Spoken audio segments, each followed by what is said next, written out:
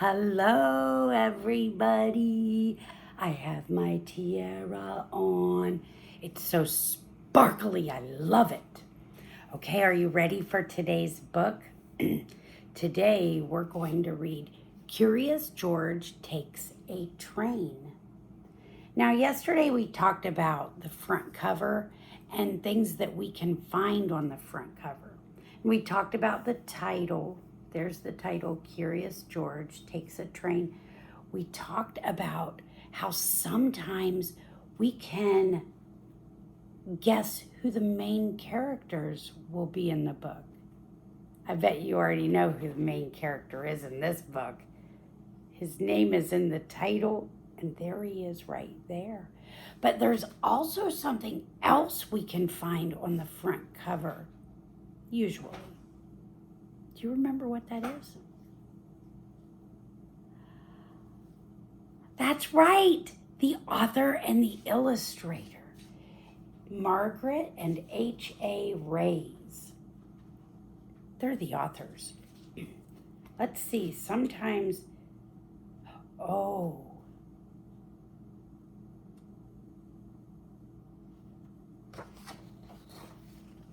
do we call this page? You're right, the title page. On the title page, tells us the title again and the author. And guess what? It didn't tell us the illustrator on the front cover, but it tells us the illustrator is Martha Weston. It tells us that information on the title page. Hey, can you tell your parent what an illustrator does? Remember, an illustrator draws the pictures. Yeah, you're right. An illustrator draws the pictures. All right, let's get started. This is George. He was a good little monkey and always very curious.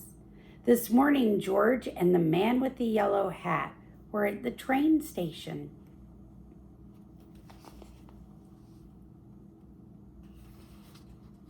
See George down there? The man with the yellow hat kind of reminds me of a banana. They were taking a trip to the country with their friend, Mrs. Needleman. But first, they had to get tickets. Look how busy the train station is. Inside the station, everyone was in a hurry. People rushed to buy newspapers, to read, and treats to eat. Then they rushed to catch their trains. Have you ever ridden on a train?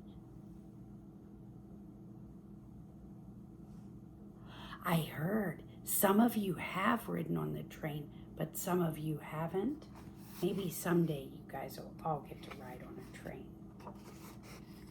But one little boy with a brand new toy engine was not in a hurry, nor was the small crowd next to him. They were just standing in one spot, looking up. You see the little boy with the train? A train master was moving numbers and letters on a big sign. Soon the train master was called away, but his job did not look finished. George was curious. Could he help? Oh no. What do you think George is going to try to do? Oh no. Then, just like the train master, are you ready? He picked a letter off the sign and he put it in a different place. I don't think that's a good idea. George, get down. Next, he took the number 9 and put it near A2. George moved more letters and more numbers. He was glad to be such a big help. Is he being a big help? I don't think so either. Hey! Yelled a man from below. I can't tell when my train leaves. What track is my train on? Asked another man. What's that monkey doing up there? Demanded a woman. She did not sound happy. So this sign told everyone when their train was going to get to the train station and where to go to get that train. Oh no. George mixed it all up. The train master did not sound happy either. Come down from there right now, he hollered at George. Poor George. It's too easy for a monkey to get into trouble, but luckily for George, it's also easy for a monkey to get out of trouble. What do you think he's going to do? Maybe he could say, I'm sorry? Does George talk? Let's see what he's going to do. Right then, a conductor shouted, all aboard! A crowd of people rushed toward the train. George simply slid down the pole, scurried over a staircase, and squeezed with the crowd through the gate. There he found the perfect hiding place for a monkey. Do you see George? Do you see where he's hiding? Yes, you're right. He's getting in a garbage can. The little boy with the toy engine also ran through the gate. Look, Daddy, he said, a train. His father looked up. Come back, son, he yelled. That's not our train. Oh, no. But it was too late. The gate locked behind him. The boy began to cry. He's separated from his dad. He's scared. He saw the boy's toy. Oh, George peeked out. Oh, yeah, I missed that part. George peeked out from his hiding place.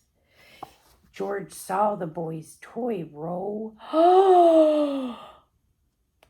He saw the boy's toy roll toward the tracks, and the boy ran after it. This is not good. This time, George knew he could help. He leaped out of his hiding place and ran fast. George grabbed the toy engine before the little boy came too close to the tracks.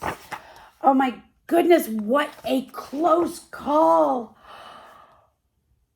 Oh gosh. Guys, what do you think could have happened if George hadn't grabbed the train? Oh my goodness, the train could have fallen down onto the tracks and been crushed. What if the little boy climbed down onto the tracks to get the train? He could have been stuck down there. That would be a dangerous place to be stuck. That was a smart George move, wasn't it? Good job, George. When the train master opened the gate, the boy's father ran to his son. The boy was not crying now. He was playing with his new friend. Who's his new friend? Yes, George is his new friend. Why are they friends?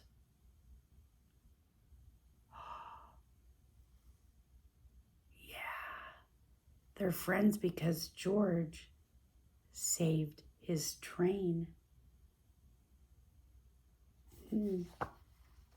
So there you are, said the train master when he saw George. You sure made a lot of trouble on the big board. Please don't be upset with him, said the boy's father. He saved my son." The people on the platform agreed. They had seen what had happened and they clapped and cheered. George was a hero.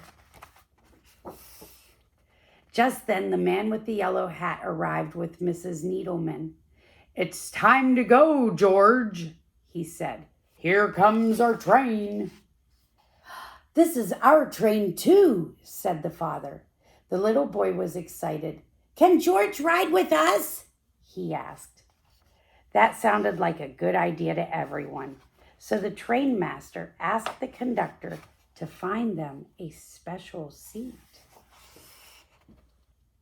Where do you think the special seat will be? I heard some great ideas. Let's see. Oh, and he did. Right up front. Wow, I would love to ride in the front of a train. I think that would be so much fun. Oh, I hope you like this book. When David was little, when my David was your age, he loved Curious George books. And we read them every single night.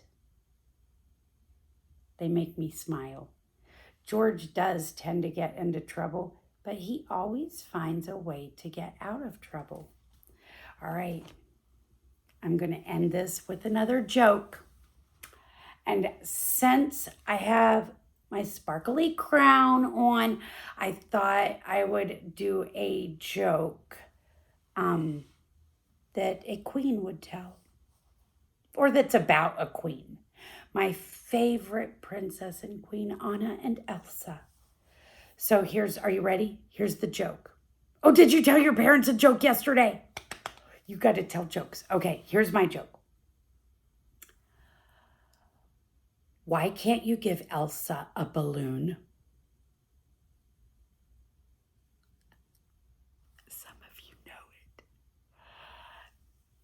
Because she'll let it go, let it go. I love that joke. That's one of my favorite jokes.